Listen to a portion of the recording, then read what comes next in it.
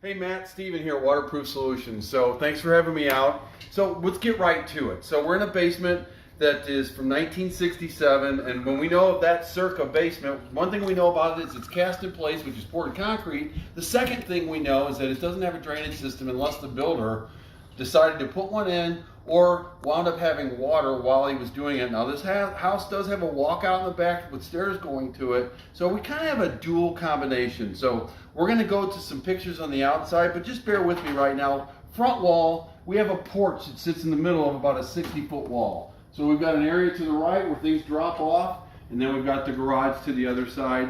Then the house, basically we have a bank of windows running around. Now we know we have one crack in one of these windows that doesn't appear to be fixed from the outside. Then we have one that is fixed that we see on the other side of this. So what we have is, number one, we have a lack of a system, but what we don't want to do is we don't want to miss something. So I would suggest to do anything that we do, we have to take the drywall up 2 feet to check for vertical cracks. Now, you may say, why would you do that? Well, I can show to you outside that the front wall has pushed in at some point because the mortar is floating and that would be impossible to do. So it could have been taken care of a long time ago. We're assuming that anyway. But since there's been some water on the front of the house, we're going to go ahead and be preemptive, and we're going to make sure we know what we're doing.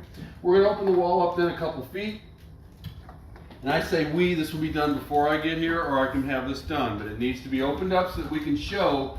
I believe that we're going to find diagonal cracks, at least one, and another crack that will give up the energy of vertical or another diagonal. There's a small one in the house on the other side over there, but for every action is a reaction, so we just want to make sure we catch both cracks in the wall.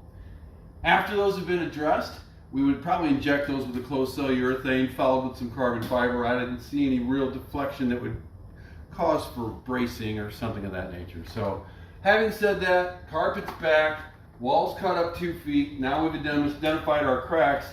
I believe we would go ahead and start the drainage system to be safe. There's no reason to do the whole basement, but I think we ought to go ahead and take care of the front wall because it does act as a damming wall to the front for the water coming up on it, and bring it on around the finished area. Now we do have a bathroom that is finished in here, so this flooring would have to be taken up to bring the drain towel through here. So toilet up, flooring up, but we do it. It's part of what has to be done.